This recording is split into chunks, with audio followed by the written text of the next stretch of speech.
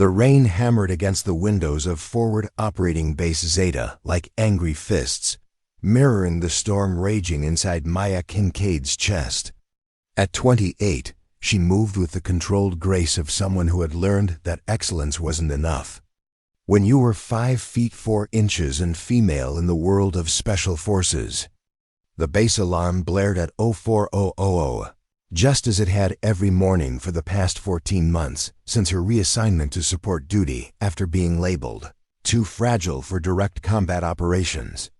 Before we jump back in, tell us where you're tuning in from, and if this story touches you, make sure you're subscribed, because tomorrow, I've saved something extra special for you. Maya's eyes snapped open before the second wail finished. Her fingers were already reaching for her tactical boots, muscle memory guiding movements perfected through thousands of repetitions. The cramped quarters she'd been assigned, barely larger than a storage closet, reflected her status at FOB Zeta, necessary but unworthy of proper accommodation. The mirror above her small sink revealed the same face she'd worn since her transfer. Auburn hair pulled back in a regulation bun, tight enough to cause headaches, sharp green eyes that revealed nothing, and the small scar along her jawline. A souvenir from the qualification exercise that ended her Special Forces dreams when Colonel Blackwood decided her body couldn't handle the physical demands of elite operations. Kincaid. The voice cut through her morning routine like a serrated blade. Captain Donovan stood in her doorway, his 6'2" frame blocking most of the light from the hallway. His perpetually smug expression had become as familiar as the rain that pounded the mountain outpost for 9 months of the year. Medical supplies inventory had better be completed by 0700, and this time, try doing it right. I don't want another one of your half-assed female attempts. She didn't respond. 14 months of experience had taught her that any reaction only extended these interactions. Instead, she nodded once and turned to her workstation where inventory sheets awaited her methodical attention. Each item would be counted, documented, and organized with a precision that would impress a Swiss watchmaker, not because anyone appreciated it, but because in combat zones, having the right supplies in the right place at the right time saved lives. You know what your problem is, Kincaid. Donovan wasn't finished. He never was. You think because you scored high on some tests, you belong with operators. But pushing pencils isn't the same as pushing through Hell Week. Good thing, too, we'd all be dead if we depended on someone like you when things got ugly. The other support personnel within earshot suddenly found reasons to look busy. It was the same performance every day, with slight variations in the script. Sometimes it focused on her size, sometimes her gender, always circling back to her failure during the infamous Hell Week at Camp Striker, the one black mark on her otherwise exemplary record that followed her everywhere like a vengeful shadow. What they didn't know, what nobody at FOB Zeta knew, was that Maya Kincaid had been personally trained by Commander Jackson Quinn, the legendary leader of Shadow Team and the most decorated special operator in military history. For 3 years, she'd been his protege, learning techniques and tactics that most operators couldn't even comprehend, let alone execute. She'd outperformed every metric, broken records in marksmanship, navigation, and tactical planning that still stood unchallenged. But that was before Hell Week at Camp Striker, before Major Winters had accidentally altered her equipment load to nearly twice regulation weight while she navigated the water obstacle, before the official report that made her near-drowning sound like a character flaw instead of deliberate sabotage, before her dreams of becoming the first woman permanently assigned to an elite special forces unit died in the murky waters of deliberate institutional barriers and bureaucratic indifference. Now she was furniture, useful invisible furniture, that kept the medical supplies organized so the real operators could use them when needed. As Donovan walked away, already shouting at some other unlucky soul, Maya continued her work. Her movements were methodical, almost meditative, checking expiration dates, organizing trauma kits, counting syringes, and arranging surgical instruments. Each action performed with a precision that would have impressed her old mentor if anyone cared to notice. The morning sun struggled to penetrate the heavy cloud cover as she finished the last inventory sheet. She'd been at it for 3 hours, her back aching from hunching over supply shelves, her fingers raw from the cold metal of equipment cases. But every item was accounted for, every location documented, every expiration date noted. Not because anyone would appreciate it, but because lives depended on supplies that were ready and accessible when everything else went to hell. "Hey, Kincaid." The voice was different this time, younger, less hostile. Lieutenant Cole Park, barely 25. And still green enough to believe that competence mattered more than politics. He was one of the few who didn't actively participate in the daily mockery, though he never spoke up against it either. "Commander wants to see you." Maya's stomach tightened. Being summoned to the command center usually meant one of two things: extra duty or disciplinary action. Given that she hadn't done anything wrong, hadn't done anything at all except maintain medical inventories and stay invisible, it was probably the former. The command center was nestled in the heart of the base, reinforced concrete walls, covered with tactical displays showing the contested Korengal Valley, where insurgent forces had been probing their defenses for weeks. Communication equipment chattered constantly with traffic from other outposts, creating a background noise that never completely stopped. Commander Alexis Reeves looked up from a stack of reports when Maya entered. At 47, she was old enough to have seen multiple combat tours, young enough to still believe in meritocracy. Her weathered face bore the kind of scars that came from leading from the front, and her eyes held the weary patience of someone who'd learned that good soldiers came in all shapes and sizes. Preparing and narrating this story took us a lot of time, so if you are enjoying it, subscribe to our channel. It means a lot to us. Now back to the story. "Kincaid, we've got a situation developing." She gestured to the tactical display where red markers showed enemy positions throughout the valley. "Intelligence indicates increased activity along the eastern ridge. We need all hands on deck for the medical response team." Maya nodded, waiting for the assignment, probably another 12-hour shift organizing supplies while pretending she couldn't plan tactical operations, better than half the officers who were assigned to actual missions. "You'll be on forward medical preparation starting tomorrow," Reeves continued. "We need someone with an eye for detail who can organize trauma response supplies at our forward positions. They'll need to be ready for rapid deployment if things go sideways." It wasn't exactly a compliment, but it wasn't an insult either. In the bizarre ecosystem of military hierarchy, being assigned to prepare forward medical stations meant someone somewhere thought she was competent. It was the closest thing to recognition she'd received in 14 months. As she walked back to the medical supply center, Maya allowed herself a moment of something that might have been hope. Forward positions would put her closer to actual operations, give her access to tactical information, and maybe, just maybe, a chance to demonstrate that she was more than just a glorified inventory clerk with a uniform. She didn't know that in less than 36 hours, Delta Team would be trapped in a deadly ambush with no extraction route, no backup, and no communication. She didn't know that her forgotten skills would be the only thing standing between 6 elite operators and certain death. She didn't know that everything was about to change. But as she settled back into her routine of counting supplies and being invisible, something had shifted. For the first time in months, Maya Kincaid felt like she might actually serve a purpose beyond inventory sheets, even if that purpose was just arranging medical supplies closer to where they'd be needed. Tomorrow would prove her wrong about the limitations of her role, but tonight, for just a few hours, she allowed herself to hope. The mess hall at 1800 hours was exactly what you'd expect from a forward operating base, built on a shoestring budget.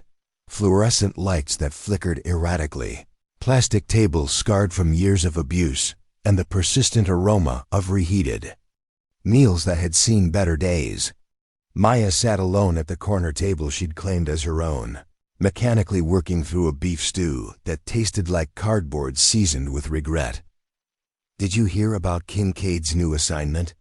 The voice carried clearly across the nearly empty hall. Sergeant Ryan Cole, a 26-year-old from Texas whose main qualification seemed to be an endless supply of cruel jokes. "They're putting her on forward medical prep. Guest Command finally found the perfect job for someone too fragile for real operations. Bandaging the wounds of people doing the actual fighting." The laughter that followed was predictable, like a bad sitcom laugh track.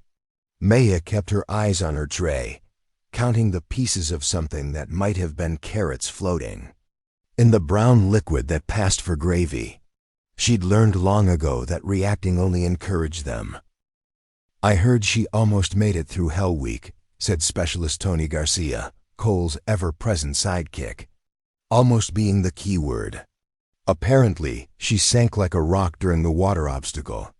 Couldn't even save herself, let alone anyone else. More laughter. Maya's grip tightened imperceptibly on her plastic spoon, but her expression never changed. What they didn't know, what nobody knew, was that her failure at Camp Striker had been orchestrated. Major Winters had made sure she didn't make the cut, not because she lacked skill, but because she had too much of it. His belief that women didn't belong in special forces operations had transformed from philosophy to sabotage when confronted with a candidate who outperformed his male trainees. "Fragile Kincaid," Cole continued, clearly enjoying his audience. "That's what they called her at Stryker. Heard she cried when they washed her out. That was the part that stung the most, not because it was cruel, but because it was completely fabricated. She hadn't cried. She'd stood at attention while Winters delivered his verdict, accepted it with military bearing, and walked out with her head high. The truth had never been as entertaining as fiction. "Leave it alone, Cole."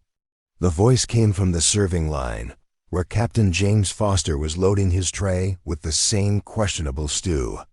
At 32, Foster was a seasoned operator who'd completed 3 tours with Special Forces teams before being assigned to FOB Zeta as operations coordinator. He had piercing blue eyes behind tactical glasses and the quiet confidence of someone who preferred action to bullying. "What's that, sir?" Cole's tone shifted from mockery to forced respect. "I'm suggesting you find better ways to spend your time than harassing fellow personnel." Foster replied calmly, carrying his tray toward Maya's table. "We're all on the same team here." "Yeah, well, some team members are more useful than others." Cole muttered, but low enough that Foster could pretend not to hear. "At least you can handle yourself in combat." "Kincaid can't even what?" The new voice cut through the mess hall like a blade. Commander Reeves stood in the doorway, her 23 years of service evident in every line of her weathered face. Her presence commanded immediate respect, not because of her rank, but because everyone knew she'd earned every stripe the hard way. Cole's cocky grin evaporated. "Nothing, Commander. Just talking." "Talking."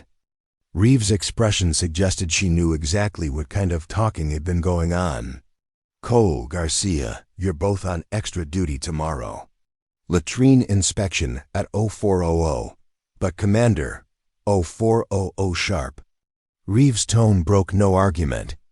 "And Cole, next time I hear you running your mouth about a fellow soldier's service record, you'll be scrubbing those latrines until your hands are as raw as your mouth is loud." The mess hall fell silent except for the eternal hum of fluorescent lights and the distant sound of helicopter rotors. Cole and Garcia exchanged glances, but knew better than to push their luck with Reeves. They finished their meals in sullen silence and left without another word.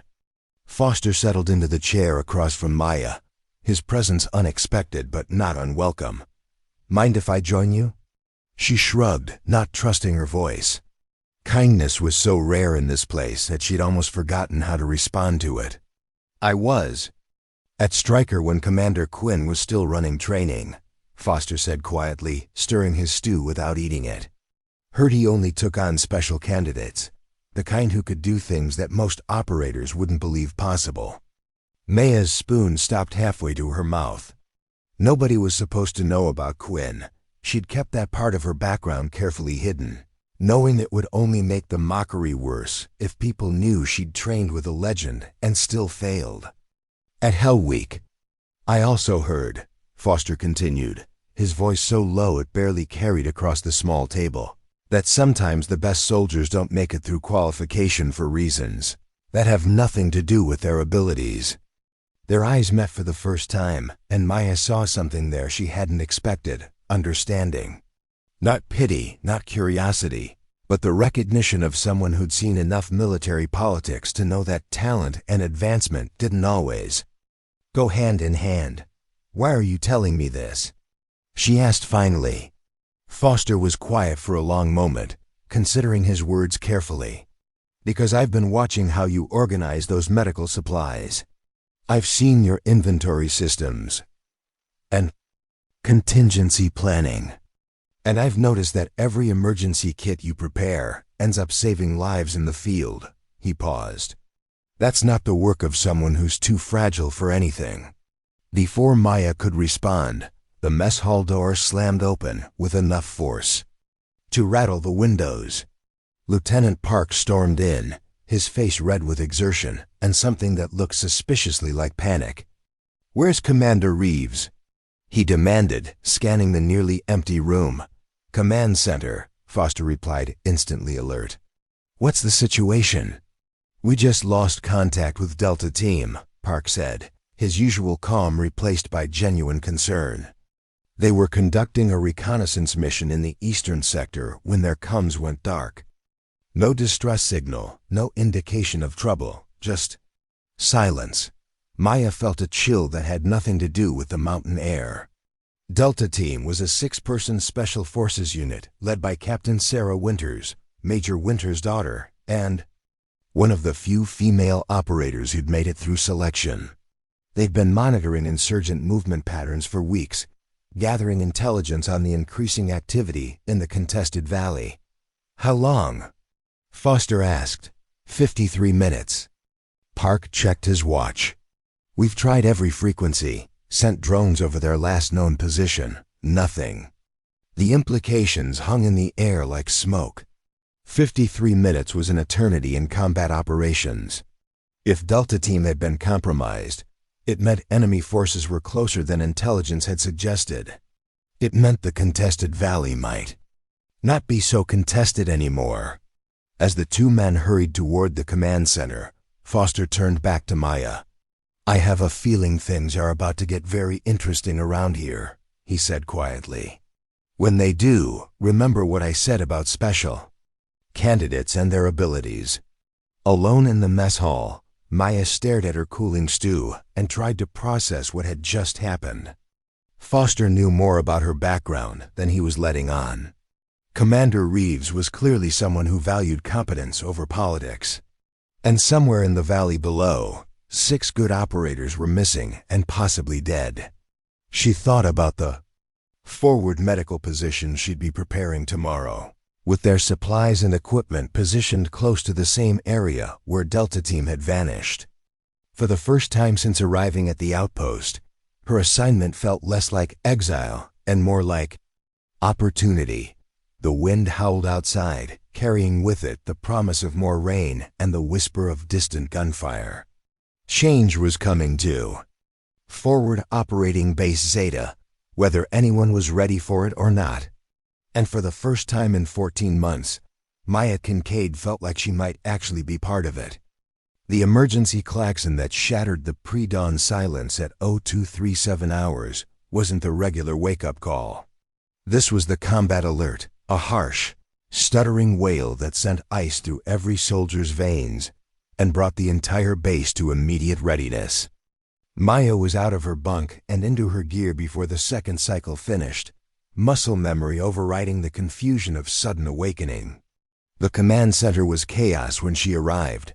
Officers hunched over communication equipment, their faces grim in the blue glow of tactical displays. Maps covered every available surface, marked with red X's that seemed to multiply even as she watched. The air was thick with tension and barely controlled panic. Kincaid. Commander Reeves spotted her immediately. "You're up early for your shift."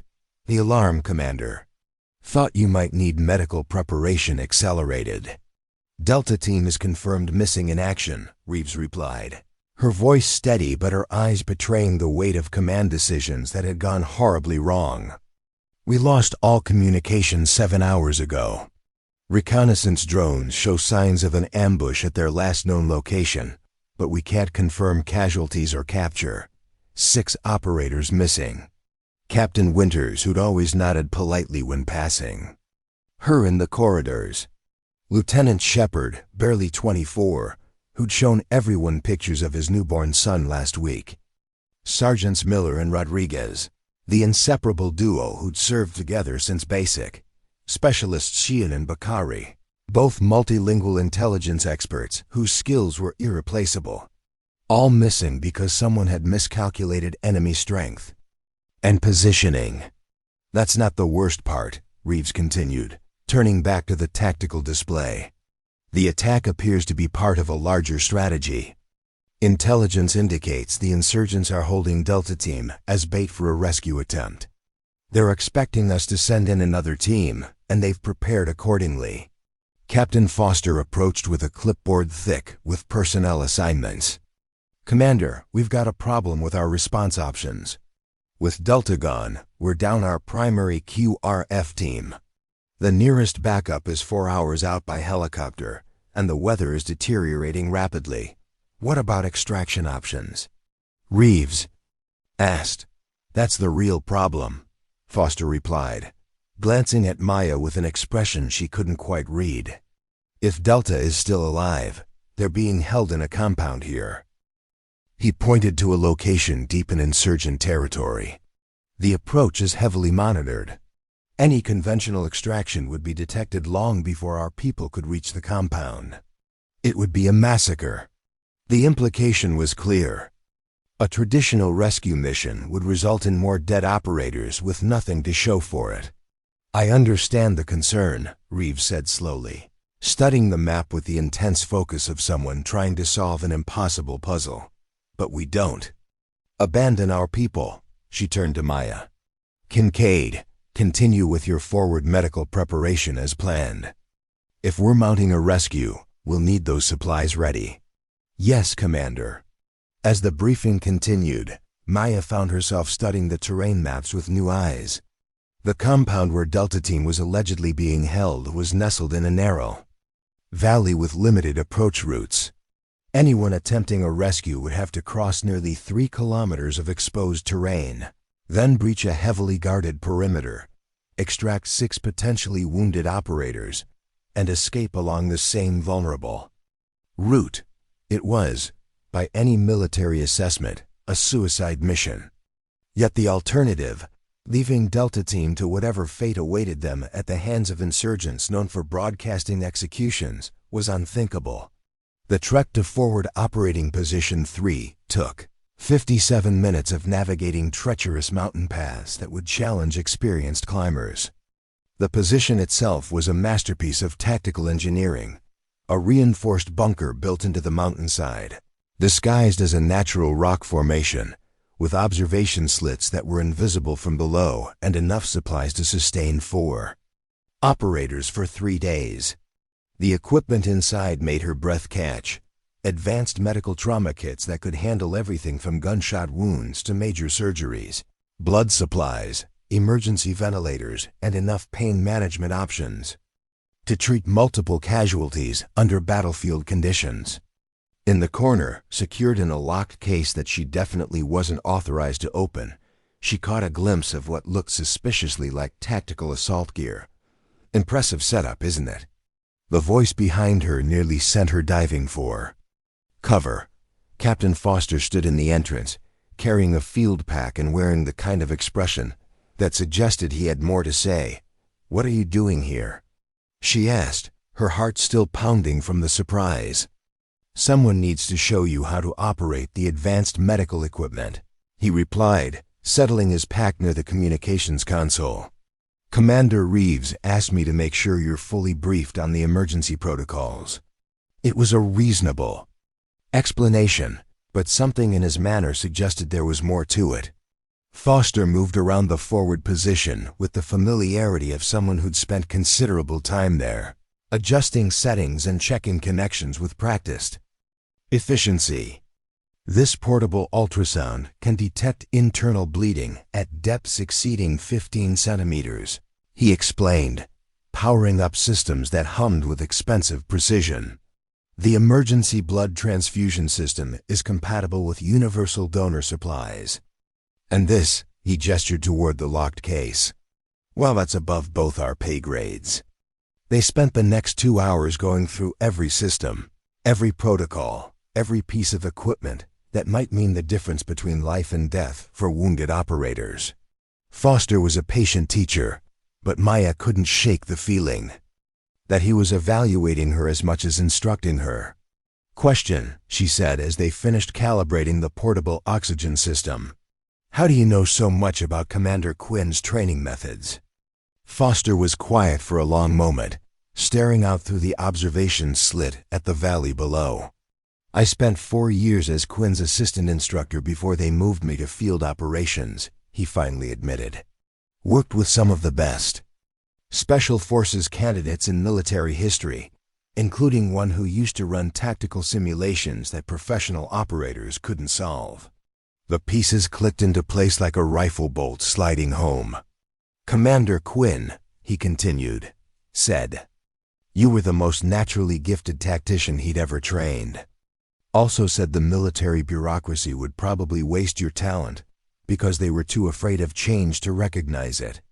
He turned to face her directly. He was right about the bureaucracy part. Question is, was he right about the talent? Before she could answer, the radio crackled to life with Commander Reeves' voice. All personnel, this is command. We have confirmed intel on Delta Team's location. They are being held at the compound in Sector 11 Bravo. Surveillance shows all 6 team members alive but in unknown condition. Insurgent forces number approximately 35 to 40 combatants with heavy weapons. Rescue planning is underway. All posts report readiness status immediately. Maya moved to the tactical display, her hand suddenly steady despite the implications of what she was hearing. The screen showed the valley in detailed topography, every approach route and defensive position clearly defined. And there, in the heart of enemy territory, was the compound where Delta Team was being held captive. Command, this is Forward Position 3, Foster said into the radio. Medical preparation is at 90% readiness. Estimate full operational status in 30 minutes. Copy that. Forward 3. Maintain position and prepare for potential casualties. Rescue operation timeline is under development. Foster moved beside her, studying the tactical display with the trained eye of someone who'd done this before. They're good, he admitted. Professional spacing, disciplined security rotations, overlapping fields of fire. This isn't some ragtag militia. These are trained fighters, and they're expecting us to come for our people. Any conventional approach will be spotted immediately, Maya added, tracking the terrain patterns with growing concern. The entire valley is under observation. They'll see a rescue team coming from kilometers away. Which is why command hasn't settled on a timeline yet, Foster said quietly. They're trying to figure out how to do the impossible, get in and out without being detected until it's too late. The implication hung in the air between them like cordite smoke. There was no good solution, no clever tactic that would allow a conventional team to extract 6 prisoners without triggering a firefight they couldn't win. Foster moved to the locked case and produced a key that definitely wasn't part of standard issue equipment. Quinn left specific instructions, he said, opening the case to reveal a set of specialized tactical gear, lightweight body armor, communication equipment, weapons with advanced suppressors, and night vision systems beyond anything standard issue. He said if you ever needed this, the key would find its way to you. Maya stared at the equipment that represented everything she'd lost and everything she might still become. With that gear, a single operator with the right skills might be able to infiltrate the compound under cover of darkness, extract the prisoners, and escape before the enemy realized what had happened. "This is highly irregular," she whispered. "So's having 6 operators about to be executed on camera," Foster replied. "Command doesn't know about this equipment. They don't need to know unless you use it, and if you use it..." He met her eyes directly. "You better not fail." Outside, the rain continued to pound the mountains, providing cover for anyone brave enough or desperate enough to attempt the impossible. In approximately 12 hours, night would fall over the valley. The only question was whether it would bring rescue or execution. Maya Kincaid picked up the tactical vest, feeling its familiar weight settle against her body like a lost piece of her soul returning home. For the first time in 14 months, she felt like herself again. The wait was almost over. The briefing came at 1742 hours, crackling through the radio with the kind of urgency that made experienced operators check their weapons before their minds fully processed the words. "All command personnel, report immediately. Repeat, all command personnel to Central Command." In forward position 3, Maya exchanged glances with Captain Foster, who had remained at the outpost despite officially completing his equipment training mission 2 hours earlier. "They're planning the rescue operation," Foster said, already gathering his gear. "Stay here and continue medical preparations. I'll update you when decisions are made." Maya nodded, but as Foster disappeared down the mountain path, her attention returned to the tactical case still open on the equipment table. The specialized gear seemed to call to her with the siren song of possibility. She ran her fingers over the custom-fitted body armor, designed for someone her exact size. Not by coincidence, she was certain. The comm unit integrated with the gear chirped suddenly, making her jump. She lifted the earpiece cautiously. "Kincaid." The voice was unmistakable, Commander Jackson Quinn himself, speaking through a secure channel that shouldn't have existed. "I see Foster found you. Commander Quinn?" Her voice barely above a whisper. "How are you? Special communication protocol, totally secure, completely off record," he replied. "I've been monitoring FOB Zeta's situation through channels you don't need to know about. Delta team's in trouble, and conventional rescue options are suicide." "Yes, sir. The terrain makes traditional extraction nearly impossible." "Nearly impossible for a team," Quinn corrected, "but not for a ghost."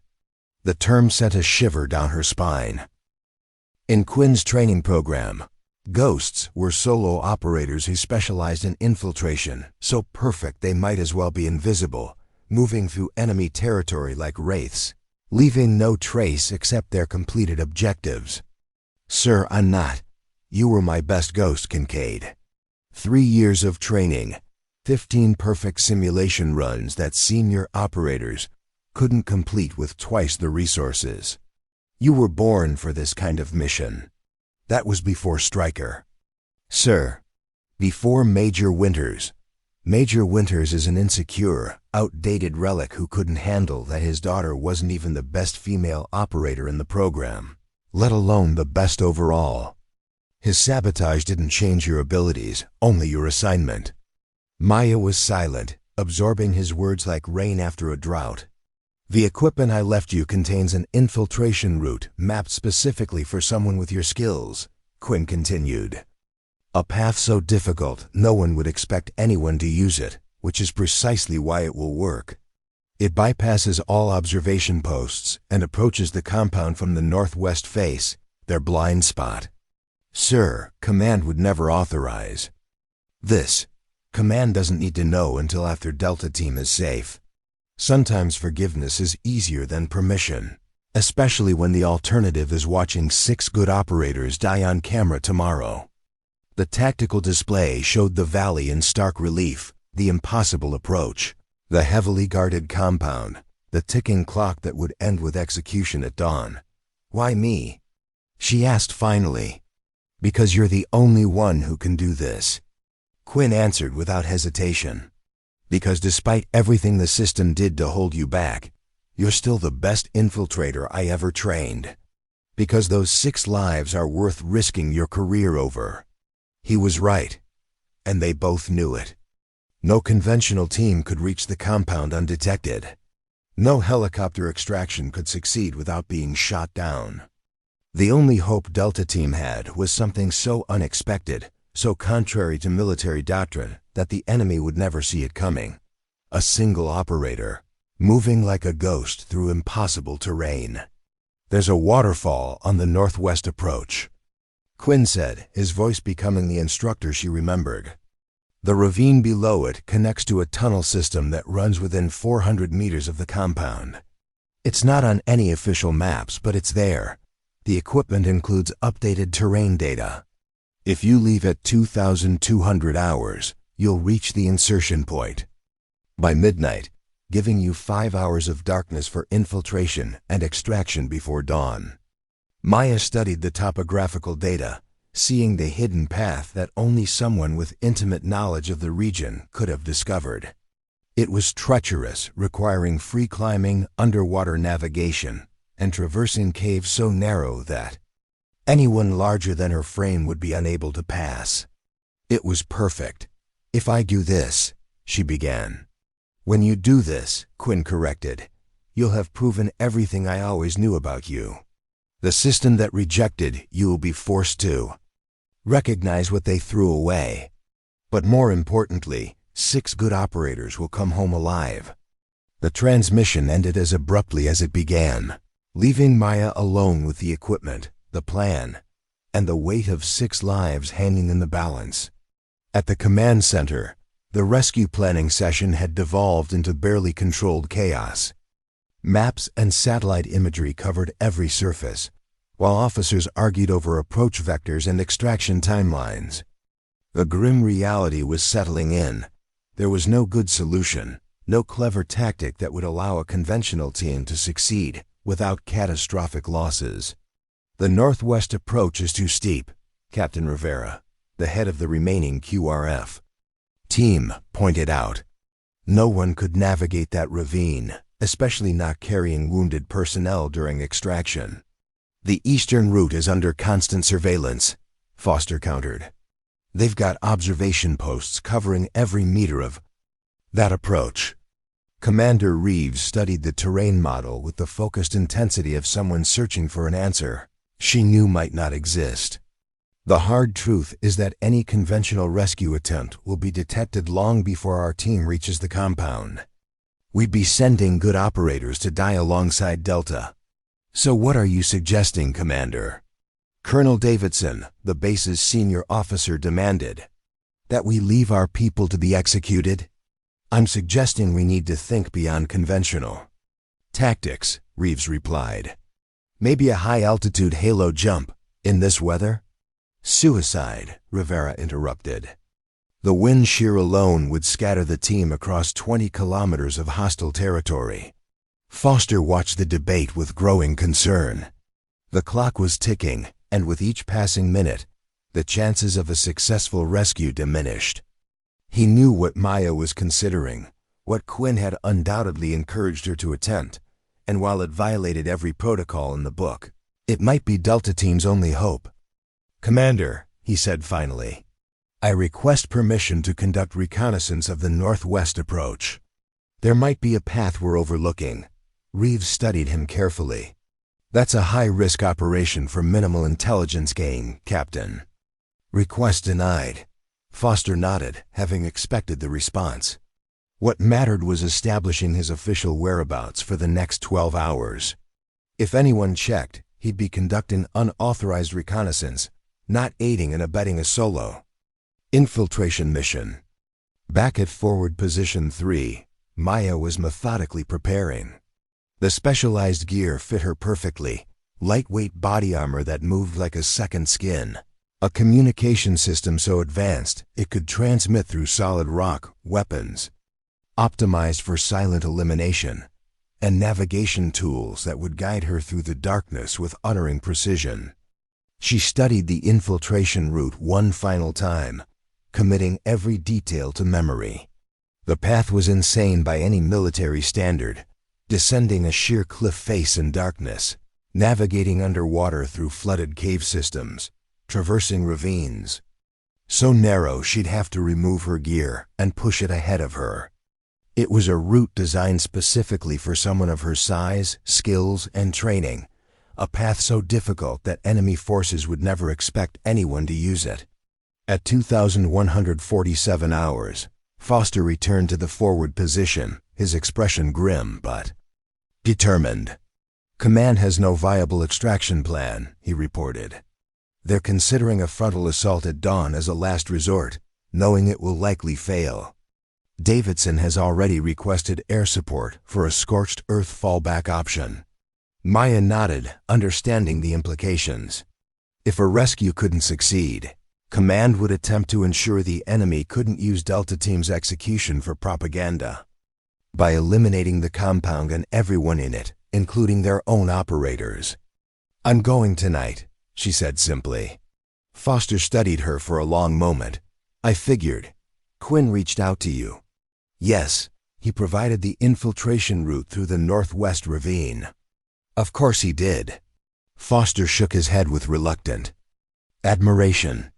"That man plans contingencies for his contingencies. I'm guessing the gear is custom fitted for you specifically. Down to the millimeter. You realize what happens if you fail?" Maya met his gaze steadily. "I'll be dead, so court-martial won't be an issue. And if you succeed but get caught on the way out, then I'll have saved 6 operators at the cost of my career. I can live with that math." Foster was quiet for a long moment, then nodded once. "I'll cover for you as long as possible. If anyone asks, you're conducting inventory in the medical storage caves. Off comes until 0600. Thank you. Don't thank me yet," he replied grimly. "The hard part isn't getting Command to look the other way. It's getting 6 potentially wounded operators out through that ravine before dawn." Maya checked her equipment one final time. Medical supplies, extraction tools, silent weapons, navigation system. Everything a ghost would need to infiltrate enemy territory, rescue captives, and disappear before anyone knew what had happened. "I'll create a diversion on the eastern approach at 0300, Foster said. "Nothing serious, just enough to draw attention away from the northwest sector during your extraction." Maya nodded, grateful for the assistance, but knowing the success or failure of the mission rested entirely on her shoulders. "Kincaid," Foster said as she prepared to depart. "Quinn was right about you.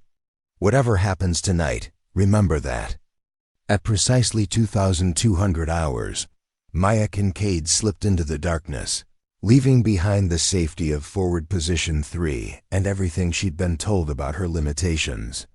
The specialized night vision system transformed the pitch-black mountain into shades of green and blue, revealing a treacherous path that would challenge even the most experienced climbers. The first obstacle came at the cliff descent, a sheer drop of over 80 meters with minimal handholds and the constant threat of loose rock.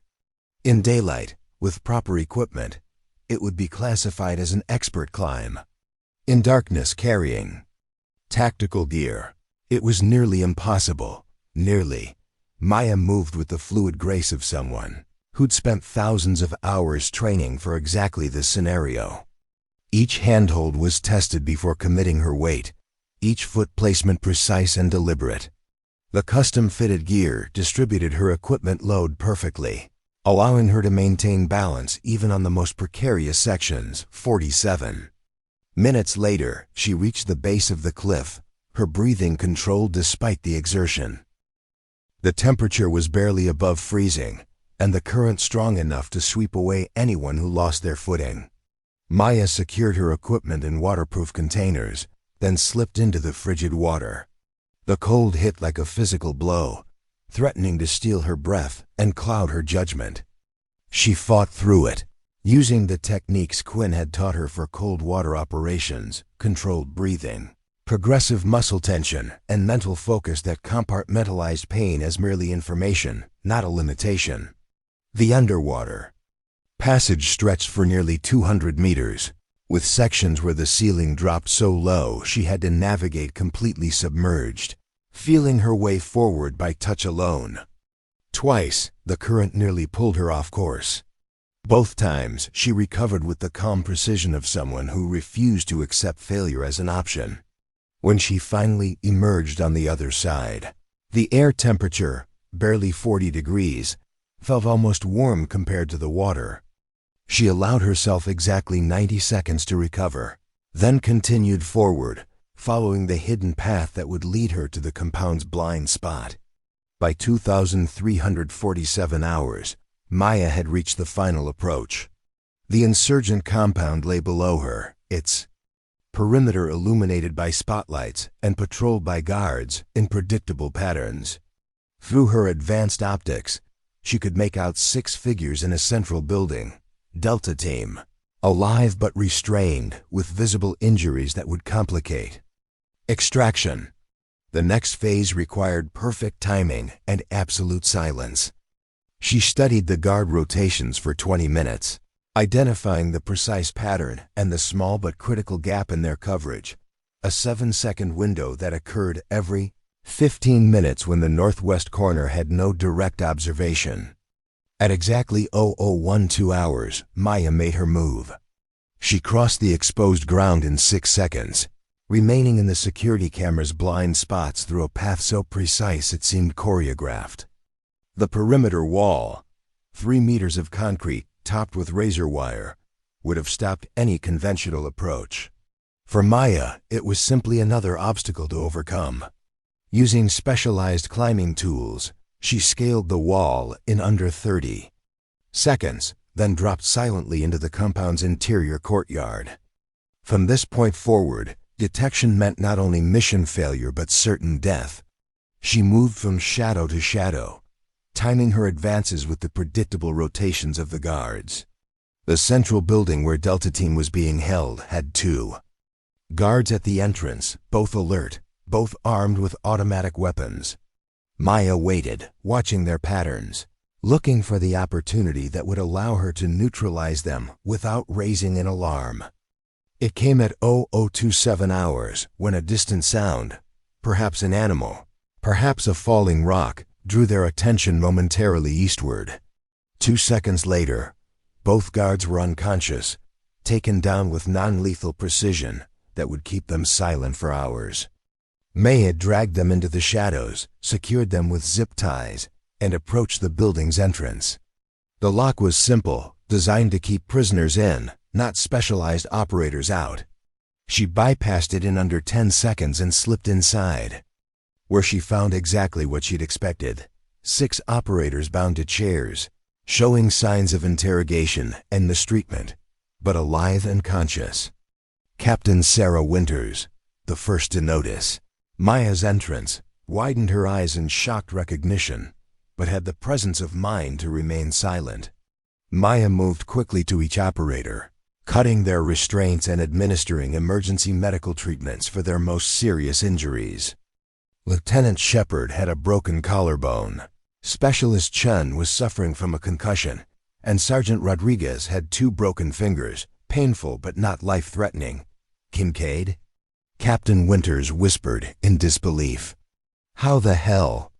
Extraction route through the northwest ravine, Maya replied, keeping her voice barely audible as she worked. Can everyone move under their own power? 5 affirmative nods.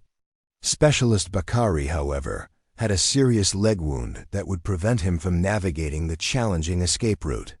I'll carry him, Maya decided, already calculating how to redistribute her gear to accommodate the additional weight. That's impossible, Winters protested quietly. The terrain is our only chance, Maya cut her off. Conventional extraction was deemed non-viable. This is a ghost operation. Unauthorized, unsupported, and our only option. The term ghost operation silenced any further objections. Every operator in Delta Team knew what it meant. A mission so classified, so deniable, and so high risk that it officially didn't exist. Foster is creating a diversion on the eastern approach at 0300. Maya continued, checking her watch. We have 87 minutes to reach the extraction point before dawn. Move only when I signal, step exactly where I step, and maintain absolute silence. One sound, one mistake, and we all die. Understood? 6 nods from professional operators who suddenly found themselves being led by someone they'd previously dismissed as support personnel. Winters, take point behind me. Shepard, you're responsible for Chun. Miller and Rodriguez, secure our rear. We move in 30 seconds.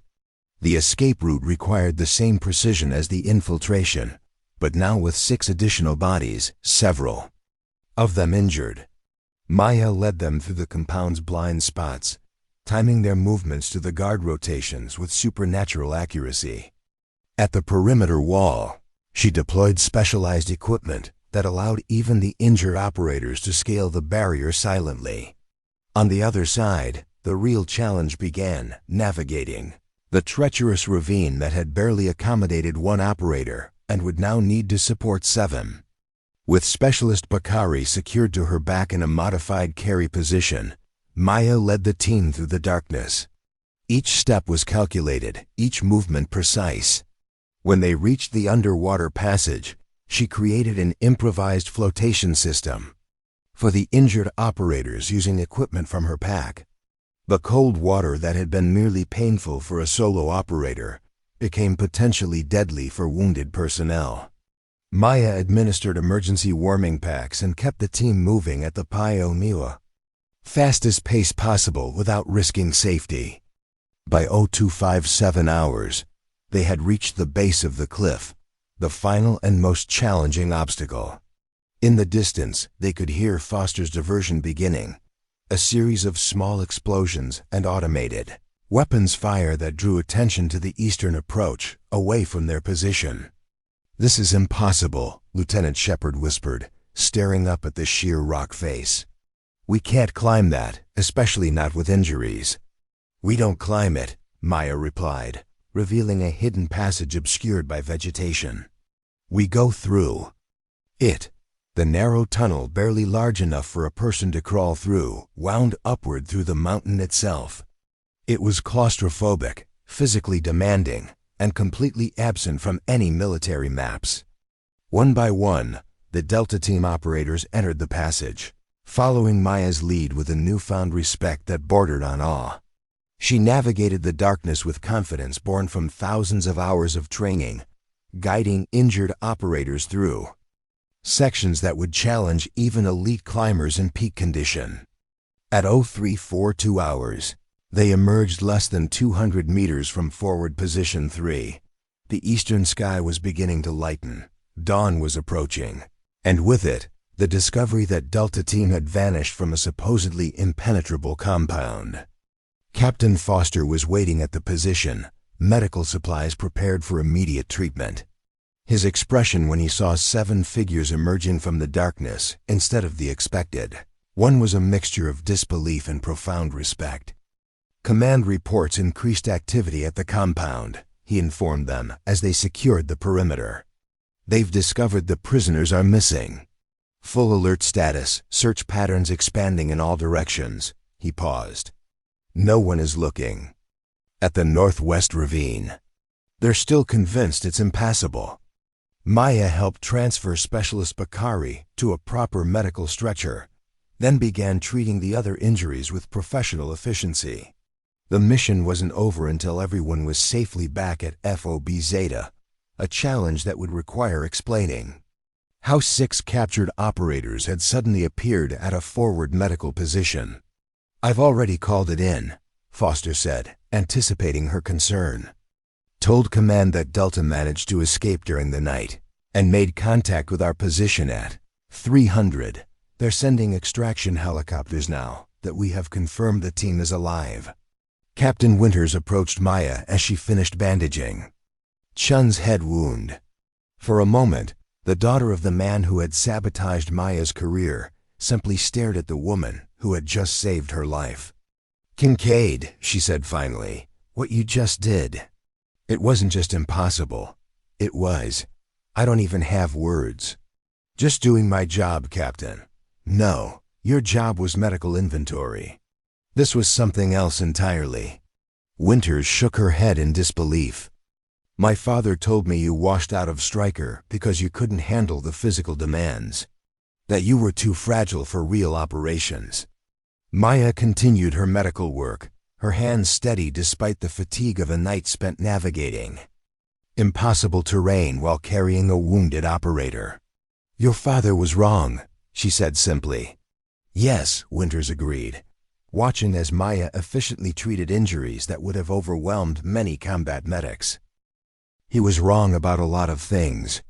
In the distance, the sound of approaching helicopters signaled the official extraction was underway. Soon, Delta Team would be safely back at FOB Zeta, their miraculous escape attributed to their own resourcefulness, rather than the unauthorized mission of a single operator deemed too fragile for special forces. Foster moved to stand beside Maya as she packed her medical equipment, his voice low enough that only she could hear. You realize what you've just done, right? Saved 6 operators. More than that. You just completed the most successful ghost operation in recent military history. Infiltrated an enemy compound, extracted 6 prisoners, and returned through terrain classified as impassable, all without being detected until you were safely away. Maya glanced at the specialized equipment, now carefully repacked in its case. Will I be court-martialed when we return? Foster smiled for the first time since the crisis began. For what? According to official records, you spent the night conducting medical inventory in the storage caves. Delta Team escaped on their own and made their way to your position, where you provided emergency medical treatment. There's no evidence to suggest otherwise. And the specialized gear? What specialized gear? All I see is standard medical equipment. The rising sun illuminated the mountain peaks, bringing light to a new day and new possibilities. As the extraction helicopters landed nearby, Maya watched Delta Team prepare for transport 6 operators who, by all military assessment, should have died in that compound. Instead, they were going home, their lives saved by the woman everyone had dismissed as too fragile for the demands of Special Forces operations. The mission was complete, but its implications were just beginning to unfold. Something fundamental had changed, not just for Maya Kincaid, but for an entire system that had failed to recognize the extraordinary talent within its ranks. Dawn had broken over the mountains, and with it, the promise of recognition that was long overdue. The debriefing began at 0900 hours in a secure room deep within FOB Zeta's command center. Maya sat alone at a metal table, still wearing the same uniform she'd had on for over 24 hours. Her muscles ached from the night's exertion, but her posture remained perfect, spine straight, hands folded neatly on the table, expression neutral. The door opened to reveal Commander Reeves and Colonel Davidson, both wearing the carefully blank expressions of senior officers, preparing for a difficult conversation. Specialist Kincaid, Davidson began, his tone formal as he took the seat across from her. We find ourselves in an unusual situation this morning. Maya remained silent, waiting. 14 months of military politics had taught her that speaking first rarely improved one's position. Delta Team has provided their official statement regarding their escape. Reeves continued, placing a folder on the table. Captain Winters reports that at approximately 0100 hours, they managed to overcome their guards during a routine check, acquired weapons, and fought their way out of the compound. It was a logical cover story, one that maintained the reputation of Delta Team, while explaining their escape without mentioning unauthorized assistance. However, Davidson added, studying Maya with narrowed eyes, their account contains several inconsistencies. None of them suffered gunshot wounds despite supposedly engaging in a firefight. They navigated terrain in darkness that our best reconnaissance deemed impassable. And perhaps most curiously, they all arrived at forward position. 3 with fresh medical treatments that would have required supplies they couldn't possibly have carried. Maya met his gaze steadily. Sir, I treated their injuries when they arrived at my position, as per my assigned medical preparation duties. Yes, your duties. Davidson opened another folder. According to your log, you spent the night conducting inventory in the medical storage caves, completely unaware of Delta's escape until they appeared at your position at 0342 hours. That's correct, sir. Davidson exchanged glances with Reeves. Then perhaps you can explain how your boot prints were found at the base of the Northwest Ravine, an area nowhere near the medical caves and directly along Delta Team's escape route. The question hung in the air between them. Maya's mind raced through possible explanations, calculating the risks of continued denial versus selective truth.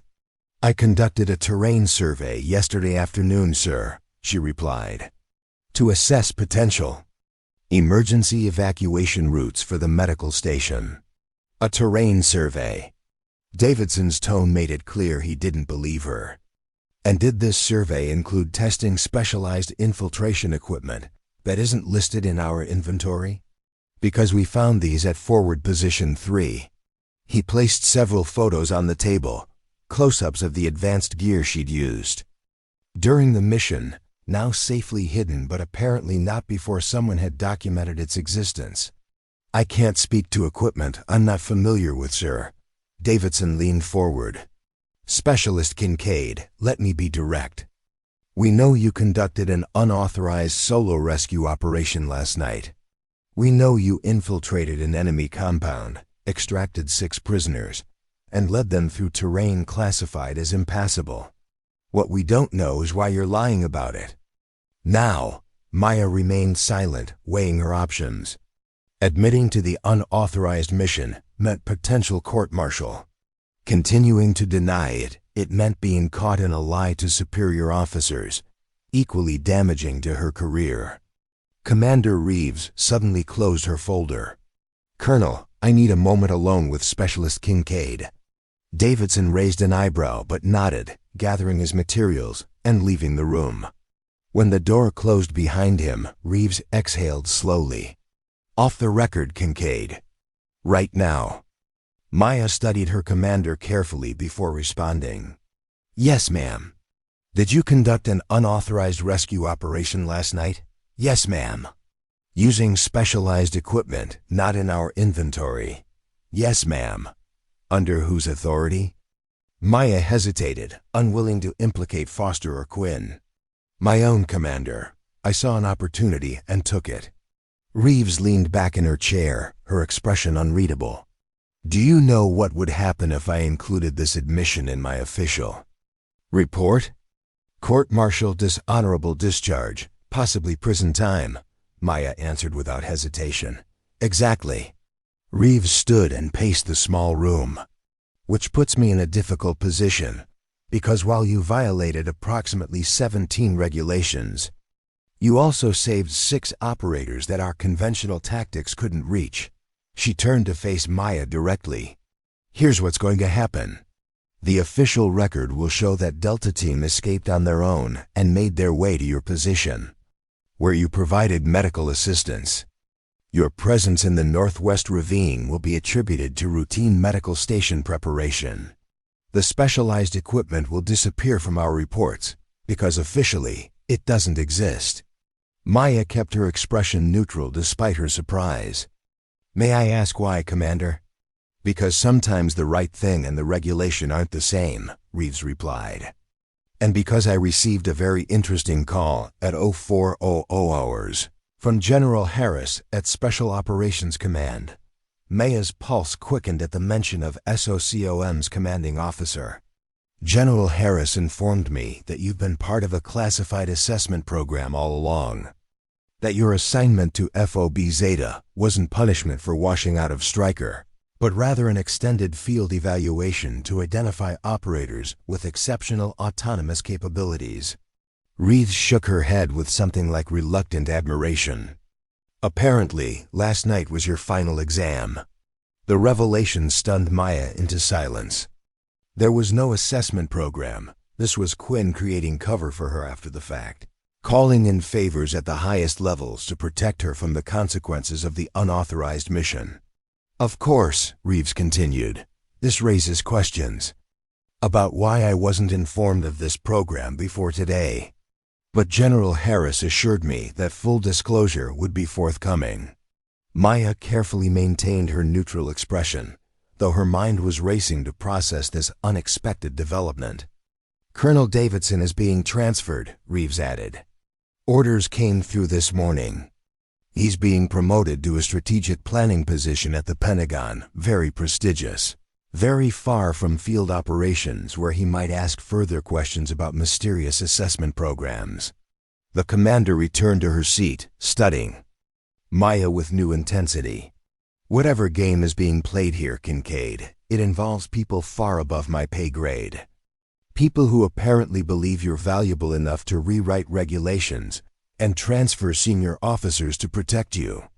I don't know anything about that, Commander. I believe you. I also believe you conducted an impossible rescue mission last night that saved 6 lives when our conventional options would have failed. Reeves leaned forward. Here's what happens next. You'll receive new orders by the end of the day. I don't know what they'll be, but I suspect they won't involve medical inventory. Yes, ma'am. Until then, you're confined to quarters. Officially for rest after your stressful night, providing emergency medical care. Unofficially, to keep you away from Davidson until he's out of transport out of here. Understood, Commander. As Maya stood to leave, Reeves added one final comment. Whatever happens next, Kincaid, remember that leadership isn't about following rules. It's about knowing which rules matter when lives are at stake. The news spread through FOB Zeta like wildfire.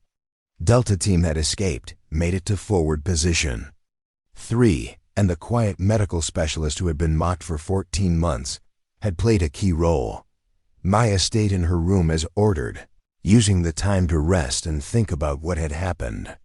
Her future, which had seemed set in stone after her failure at Stryker, was suddenly open again. At 4:42 p.m., a knock at her door revealed Captain Winters. She was clean, bandaged, and standing straight like someone raised in a military family. "May I come in?" she asked. Her tone was formal, but not as harsh as usual. Maya stepped aside, letting the Delta Team leader enter the small room. "I've spent the day talking with Command," Winters began right away, telling them our cover story about how we escaped on our own. "I heard. It's bullshit, of course. We both know what really happened." Winters looked at her carefully. "What I don't know is why. Why risk your career for 6 operators you barely know?" Maya thought about her answer carefully. "Because it was the right thing to do. Because you would have done the same for me." "Would I?" Winters didn't sound sure. "I'm not sure I would have. Not for someone I'd been taught to dismiss as unworthy." The admission hung between them. It was honest, uncomfortable, but necessary. "My father taught me a lot of things," Winters continued, her voice softer now. "About strength, about who belongs in special forces, about what it means to be an operator. Last night proved he was wrong about a lot of it." She held out her hand. "I owe you my life, Kincaid. We all do. Whatever happens next, know that Delta Team will never forget what you did." The handshake was firm, professional, and carried the weight of respect earned through action rather than rank. After Winters left, Maya went back to her paperwork. She was writing detailed accounts of medical treatments provided, supplies used, and recommendations for future emergency equipment. Placement. If this was to be her final act at FOB Zeta, she would make sure it was done with the same care she brought to everything else. At 7 p.m., another knock at her door revealed Captain Foster, holding a sealed envelope with official markings. "Your new orders," he said, handing her the documents. "Starting immediately." Maya opened the envelope with steady hands, reading the contents with growing disbelief. "This can't be right." Foster smiled. "I promise you it is. I've seen the verification codes myself. The orders were clear and amazing: immediate promotion to sergeant, transfer to Special Operations Command, and assignment to the newly formed Ghost Operations Training Division under Commander Jackson Quinn. Quinn pulled strings, Foster explained. Called in every favor he was owed, reached all the way to General Harris himself. What you did last night proved everything he's been arguing for years, about specialized training and the value of operators who don't fit the traditional mold. Maya read through the orders again, still struggling to process what this meant. This says I'm being assigned as an instructor. The military's first dedicated Ghost Operations trainer, Foster confirmed. Quinn is building a program around the skills you showed last night. Solo infiltration, unconventional approaches, impossible terrain navigation. He wants operators who can do what conventional teams can't. And Major Winters? Won't he object? Foster's smile widened.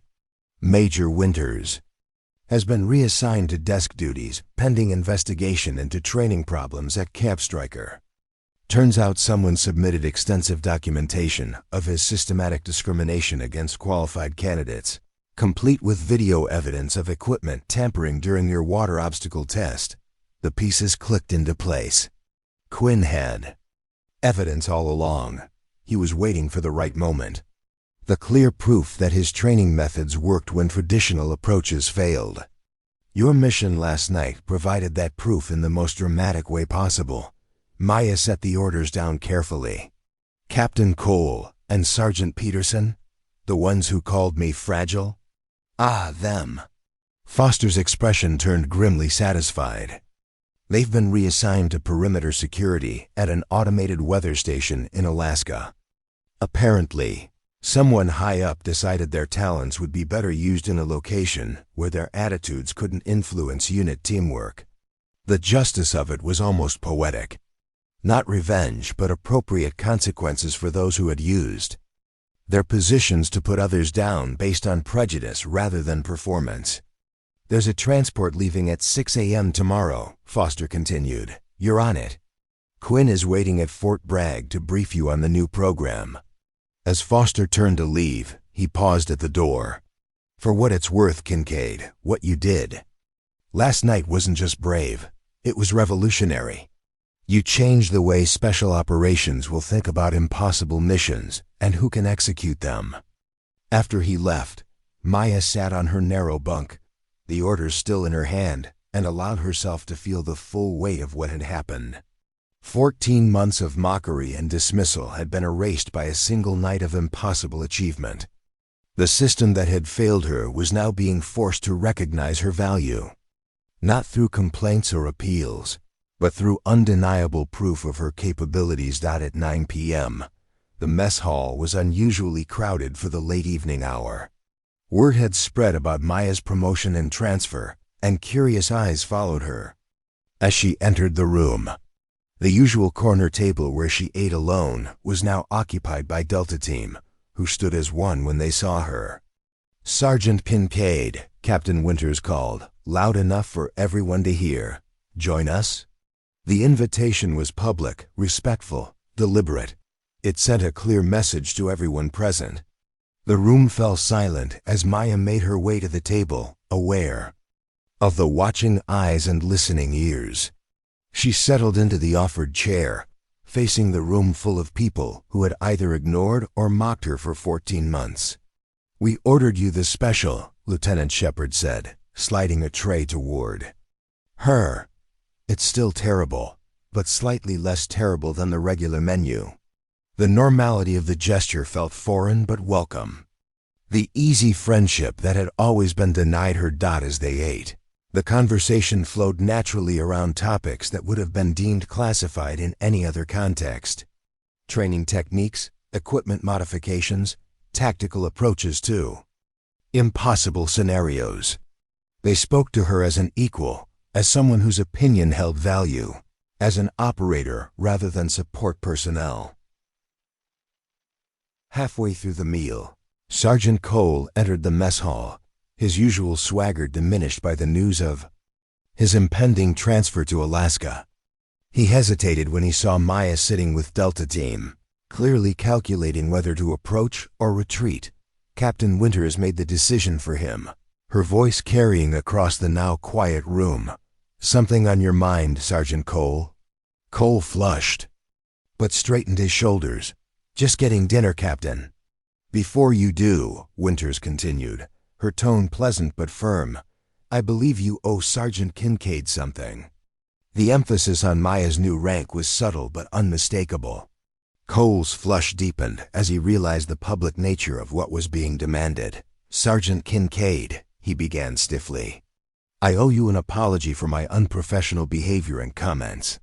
"Is that all?" Winters pressed. Cole swallowed visibly. "And congratulations on your promotion and new assignment. Your actions reflect credit upon yourself and the United States military." The formal phrases sounded rehearsed and reluctant, but the public acknowledgement was what mattered.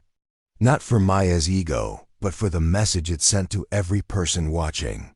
"Thank you, Sergeant," Maya replied evenly. "I wish you well in your new assignment." As Cole retreated to the far side of the mess hall, Specialist Ching leaned forward.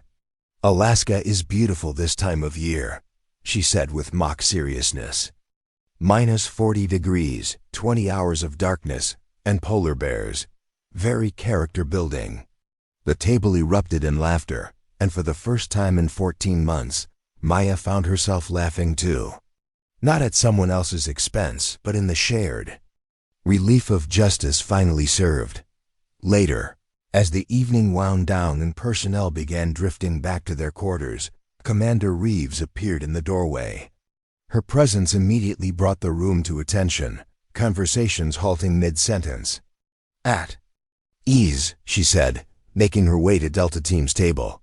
"Sergeant Kincaid, a word?" Maya followed the commander outside, where the mountain air was crisp with approaching winter. Stars spilled across the sky in numbers only visible in places far from city lights, reminding her of the navigation exercises Quinn had conducted under similar night skies years ago. "Your transport time has been moved up," Reeves informed her.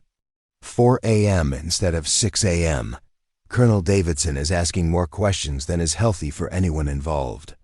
"Understood, Commander." Reeves studied her in the dim light spilling from the mess hall windows. "I've been in the military for 23 years, Kincaid. I've seen policies change, barriers fall, opportunities open that weren't there when I started. But I've never seen anything like what you did." "It was just a mission, ma'am." "No, it wasn't." Reeves shook her head. "It was proof. Undeniable, irrefutable proof that the old metrics for measuring operators are insufficient. That sometimes the most effective soldier on the battlefield isn't the biggest, or the loudest, or the most traditionally qualified. It's the one who can think beyond conventional limitations." She reached into her pocket and withdrew a small object, a challenge coin, custom designed with the silhouette of a ghost operator against a mountain backdrop. "Quinn sent this. Said you'd understand what it means." Maya accepted the coin, feeling its weight in her palm. The ghost program's unofficial symbol, recognition from the man who had seen her potential when others had dismissed it. "Whatever you build at Fort Bragg," Reeves continued, "make sure it creates opportunities for the next soldier who doesn't fit the traditional mold, but has the heart and skills to do the impossible." "I will, Commander." "Good." Reeves straightened, returning to her formal demeanor. "Your file has been updated with commendations for your medical support during Delta Team's extraction. The rest, the unauthorized mission, the specialized equipment, the impossible infiltration, remains classified at the highest levels." "Thank you, ma'am." "Don't thank me, Sergeant. Just make sure the program you build lives up to what you proved was possible last night." As Commander Reeves walked away, Maya stood alone under the vast mountain sky, the challenge coin cool against her palm. 14 months ago, she had arrived at FOB Zeta broken by institutional failure and personal sabotage, relegated to counting medical supplies while her true skills atrophied from disuse. Tomorrow she would leave as Sergeant Kincaid, the woman, whose impossible mission had not only saved 6 lives, but had begun changing an entire system's understanding of what made an effective operator. In her quarters, she packed her few personal belongings efficiently, leaving behind the cramped space that had been both prison and sanctuary during her time at the base. The specialized equipment had already been collected, whisked away to Fort Bragg, where it would become the foundation for training the next generation of ghost operators. At 0345 hours, she stood on the helipad, her duffel bag at her feet, watching as the first hints of dawn lightened the eastern sky. Captain Foster approached, accompanied by the entirety of Delta Team, all 6 operators she had rescued, now standing in formation to see her off. "Thought you might want a proper send-off," Foster explained with a smile. Captain Winters stepped forward, her arm still in a sling from injuries sustained during captivity. "On behalf of Delta Team, I wanted to present you with this." She handed Maya a small box. Inside was a combat knife, its blade inscribed with Delta Team's insignia and a single word: Ghost. "We had it made overnight," Winters explained. "Every operator in Delta will carry one like it from now on, to remind us that sometimes the most effective warrior isn't the one you see coming." The approaching helicopter's rotor wash swept across the helipad as Maya accepted the gift with a nod of thanks that conveyed more than words could express. As she boarded the aircraft, she took one last look at FOB Zeta, the base that had been meant as her career's dead end, but had instead become the launching point for something revolutionary. The helicopter lifted off into the lightening sky, carrying Maya Kincaid, away from 14 months of limitation toward a future where she would redefine what it meant to be strong enough for special forces. Behind her, 6 operators who owed her their lives raised their hands in salute, not because protocol demanded it, but because respect had been earned in the most definitive way possible. The woman they had called too fragile had carried out the deadliest mission, and nothing in special operations would ever be quite the same again. 3 months later, Sergeant Maya Kincaid stood at the edge of the training grounds at Fort Bragg, watching as 20 candidates struggled through the obstacle course she had designed. The morning sun cast long shadows across the specialized equipment, none of it standard issue, all of it demanding a combination of strength, precision, and adaptability that traditional training programs never touched. "They're improving," Commander Quinn observed, coming to stand beside her. At 54, he moved with the fluid confidence of someone who'd spent decades honing his body into a precision instrument. His weathered face had acquired new lines since she'd last trained under him, but his eyes remained the same, sharp, assessing, seeing potential where others saw only limitations. "Stevens is still struggling with the ravine traverse," Maya noted, watching a muscular candidate hesitate before a narrow gap. "Too much upper body mass.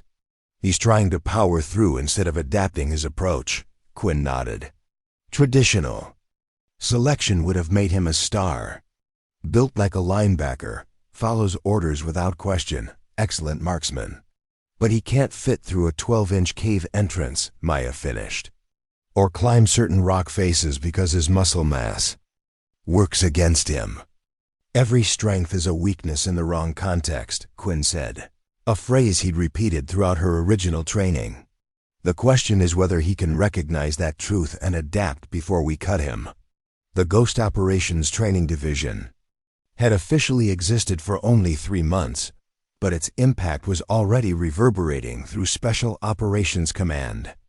The program's mission was revolutionary: identify and train operators capable of executing missions that conventional teams couldn't approach, solo infiltrations through impossible terrain, extractions from denied areas, operations so classified they officially never happened. Traditional Special Forces selection criteria had been completely reimagined. Height and weight requirements were replaced by adaptability metrics. Upper body strength tests were supplemented by flexibility and problem-solving assessments.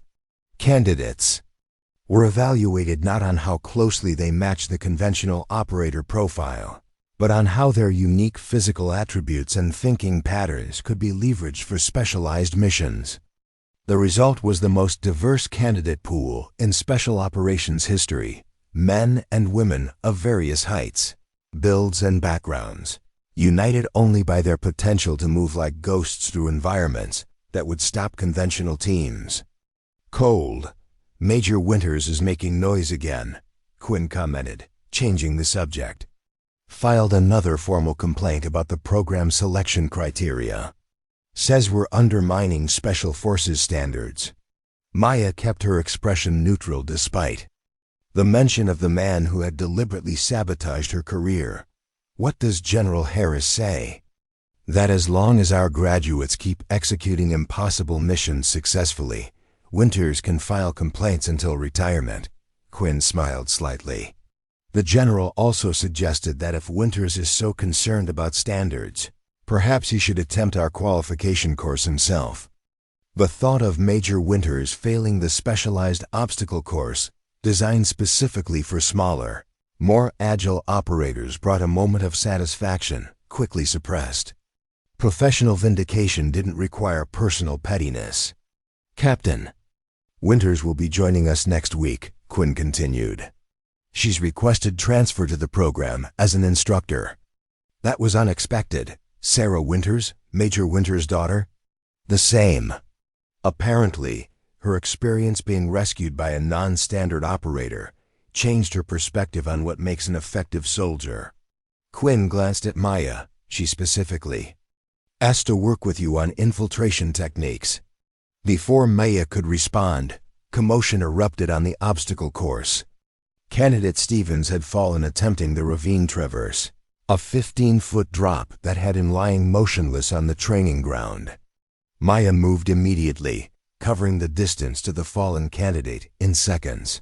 Her medical training took over as she assessed his condition.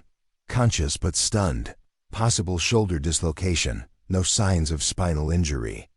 Can't do it, Stevens gasped through clenched teeth. Too big for this course. Maya met his eyes directly. The course isn't the problem, Stevens. Your approach is. You're trying to be something you're not.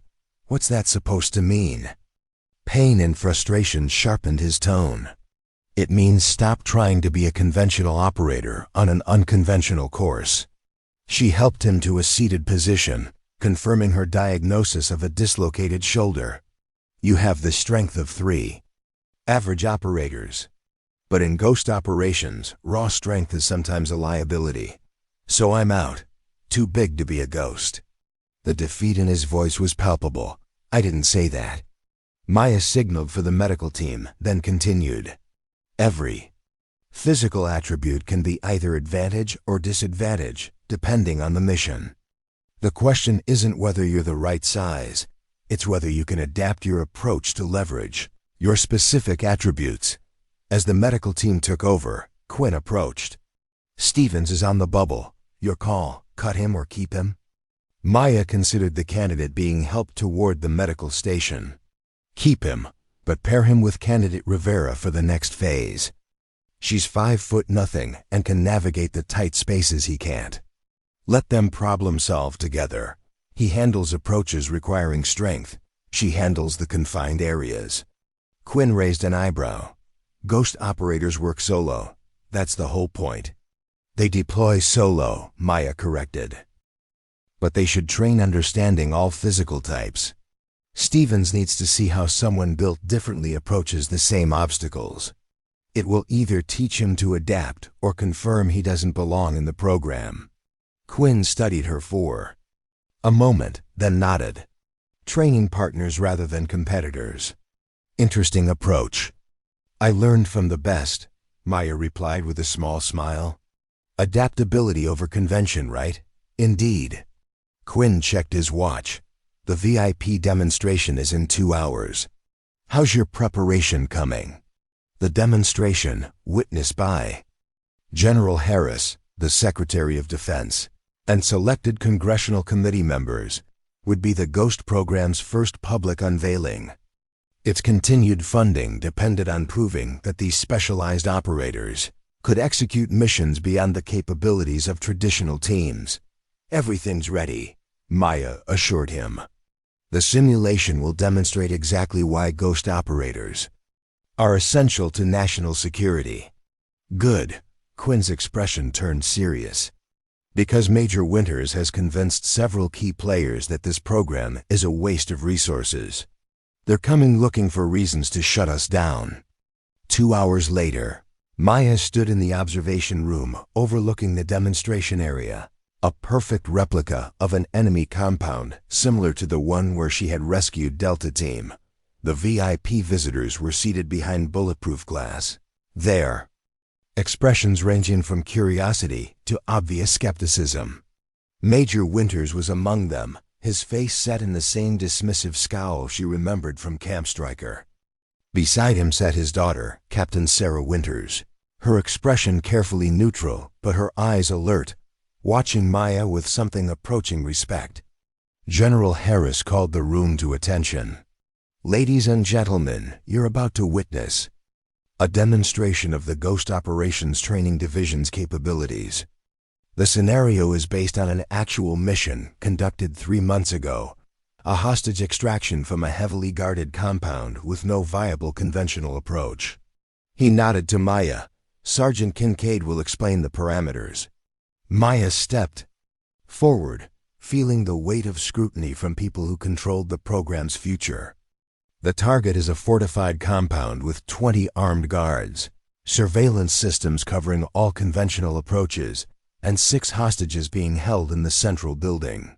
Conventional assault tactics would be detected well before reaching the objective, resulting in probable hostage execution. She activated the tactical display, showing the compound and surrounding terrain. Traditional special forces doctrine would call for either a large-scale assault with overwhelming force or a helicopter insertion. Both approaches carry high risk of detection and significant casualty potential. Major Winters shifted impatiently in his seat. "This is basic tactical assessment, Sergeant. Get to the point." Maya acknowledged him with a nod, refusing to be baited by his tone. The Ghost approach leverages terrain features traditionally classified as impassable or unsuitable for military operations. She highlighted a narrow ravine leading to the compound's blind spot, the same approach she had used to rescue Delta Team. A single operator with specialized training can infiltrate through this ravine, using underwater passages and confined cave systems that would be impossible for conventional teams. "Impossible is right," Winters interjected. "No operator could navigate that terrain, especially carrying extraction equipment." "With respect, Major," Captain Winters spoke up, "I've seen it done. The ravine approach was used in our extraction 3 months ago." Her father turned to her in surprise, clearly unaware that she knew the truth about her team's rescue. General Harris cleared his throat. "Rather than debate theoretical capabilities, perhaps we should observe the demonstration." "Sergeant Kincaid, proceed." Maya activated the COM system. "Ghost operator, this is control. You are cleared to begin infiltration." On the monitors, a figure appeared at the ravine entrance. Candidate Rivera, the 5-foot-tall former gymnast who had consistently outperformed larger candidates on technical infiltration courses. She wore the specialized gear Maya had used in the Delta rescue, now refined and enhanced based on field experience.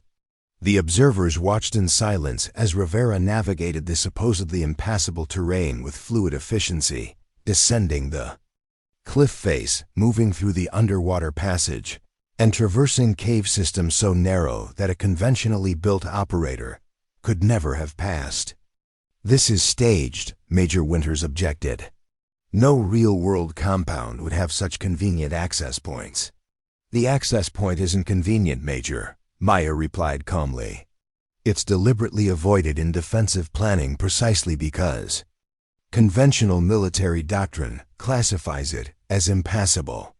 That blind spot in threat assessment is what ghost operators exploit.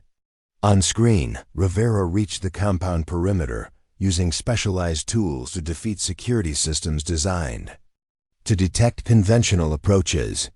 Her movements were methodical, precise, and virtually invisible to the compound's surveillance.